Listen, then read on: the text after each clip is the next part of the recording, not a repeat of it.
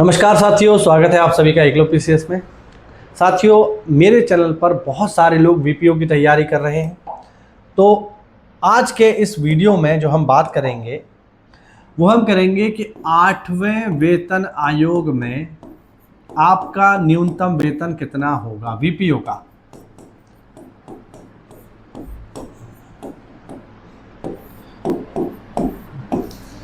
तो कितना सैलरी आपकी होगी मिनिमम, इसकी हम यहाँ बातचीत करेंगे।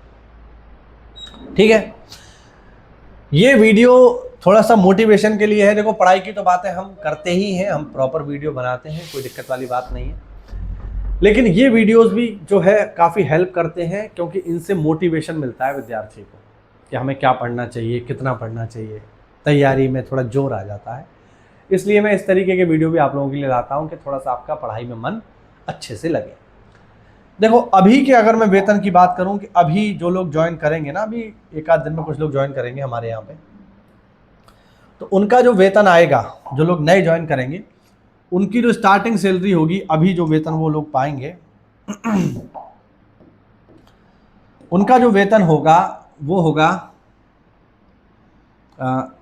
33,871 के आसपास उनका वेतन रहेगा। ठीक है, अभी जो लोग ज्वाइन करेंगे, जो लोग नए स्टूडेंट्स आएंगे ना, उनका जो वेतन होगा, जो बिल्कुल नए लोग होंगे, उनका जो मूल वेतन अभी वो पाएंगे वो होगा 33,871, यानी लमसम उन्हें 33,000, यानी हम कहें 34,000 के आसपास सैलरी उन्हें मिलेगी अभी जो लोग आएंगे। लेकिन जब 8वां वेतन आयोग लग जाएगा ना, जब 8वां वेतन आयोग लगेगा तो 8वें वेतन आयोग में ये सैलरी काफ़ी बढ़ जाएगी। 8वें वेतन आयोग के बाद जो आपकी सैलरी होगी वो कितनी होगी, ये डिपेंड करेगा किसके ऊपर। 8वें वेतन आयोग में आपकी सैलरी कितनी होगी ये डिपेंड करेगा फिटमेंट फैक्टर के ऊपर। फिटमेंट फैक्टर क्या होता है कि आपकी सैलरी में कितना गुना इजाफा होगा, ये हमें फिटमेंट फैक्टर बताता है। जैसे अगर मैं 7वें वेतन आयोग की बात करूं कि जो 7वां वेतन आयोग था, 7वां जो पे कमीशन था, उसमें कितना फिटमेंट फैक्टर था, तो उसमें जो फिटमेंट फैक्टर था वो था 2.57, यानी 2.57 गुना लोगों की सैलरी बढ़ी थी आज से 10 साल पहले 7वें वेतन आयोग में। अच्छा, अब आपकी क्या स्थिति है, तो जो 8वां वेतन आयोग होगा ना, जो 8वां पे कमीशन होगा, उसमें जो सिफारिशें मानी जा रही हैं कि लगभग कितना बढ़ सकता है, तो ये जो उम्मीद जताई जा रही है वो ये कि 1.83 से लेकर के 2.86 तक फिटमेंट फैक्टर रहेगा। यानी अधिकतम जो फिटमेंट फैक्टर रहेगा साथियों वो 1.83 से 2.86 तक आपका वेतन रहेगा। अभी जो आपका मूल वेतन होगा जो मिलेगा आपको वो 21,700 के हिसाब से मिलेगा। जो मैंने आपको बताया 33,871, वो मूल वेतन आपका यही है, उस पर आपको टीए डी एचआरए मिलेगा। अगर हम 1.83 को भी मान लें कि इसमें अगर 1.83 जो कम से कम है, ये भी अगर आपको फिटमेंट फैक्टर मिला, तो जो आपकी सैलरी बनेगी कम से कम वो बनेगी 39,711 रुपया। ध्यान रखना, ठीक है। और अगर हम अधिकतम ले लें 21,700 गुणा 2.86, तो ये निकल के आएगा 62,062 रुपया। यानी आपका जो वेतन होगा वो लमसम 40,000 से लेकर के 62,000 के बीच में रहेगा। और हम इसे और राउंड फिगर कर दें तो कम से कम जो आपका वेतन बनेगा ना, कम से कम 8वें वेतन आयोग में जो सिफारिशें लग के जाएंगी, वो कम से कम आपका वेतन 45 से 50,000 तो कहीं नहीं गया। जो भी लोग 8वें वेतन आयोग में ज्वाइन करेंगे उनके लिए ये न्यूनतम वेतन होगा। ठीक है, अब आप कहोगे इसमें टीए डीए नहीं जुड़ेगा क्या? तो देखो, जब नया वेतन आयोग लगता है तो नए वेतन आयोग में जो डीए होता है, जो महंगाई भत्ता होता है, ये 0 हो जाता है। ठीक है। तो इसमें आपको टीए डीए मतलब डीए जो है, जो महंगाई भत्ता है, वो नहीं मिलेगा। यानी ये आपकी इनिशियल सैलरी होगी, कम से कम इतना आपको पहले महीने में मिलेगा।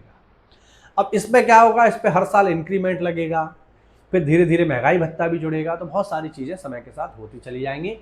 कुल मिला के जो भी लोग 8वें वेतन आयोग के बाद हमें ज्वाइन करेंगे, हमारे विभाग को ज्वाइन करेंगे, उनकी सैलरी 45,000 कम से कम और 50,000 आपका होने की संभावना रहेगी।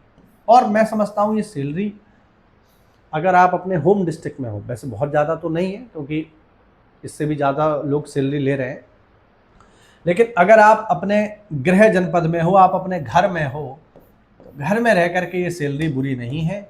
और ये सैलरी आपकी 1-1.5 साल में ही, अगर आप 45,000 पे लगे तो कम से कम 50,000 पहुँच जाएगी, और 50,000 पे लगे तो कम से कम 55,000 पर पहुँच जाएगी 1-1.5 साल के भीतर। ठीक है, तो ये एक अच्छी बात होगी उन सभी लोगों के लिए जो कि नए बीपीओ बन के हमारे पास आएंगे। तो बढ़िया सैलरी है, सब कुछ अच्छा है। तो ये मिनिमम सैलरी आपकी रहने वाली है 8वें वेतन आयोग में। और जो लोग पहले से लगे हुए हैं, जिनका ग्रेड पे जैसे बढ़ गया है, जैसे मैं जब लगा था तो मेरा 21,700 था, अभी 22,400 है, तो हमारा जो फिटमेंट फैक्टर चलेगा वो बेसिक पर ही चलेगा, तो हमारी सैलरी थोड़ा सा आपसे और ज़्यादा रहेगी क्योंकि हम आपसे सीनियर हैं। लेकिन जो हमसे भी सीनियर है उनकी सैलरी और ज़्यादा रहेगी। और जिनका ग्रेड पे ऊपर है, जो 2400 पे है, 2800 पे है, या मान लो 4200 पे है, उनकी सैलरी तो और अच्छी हो जाएगी, 70, 80, 90 हज़ार तक सैलरी पहुँच जाएगी। तो बहुत बढ़िया सैलरी होने वाली है 8वें वेतन आयोग में।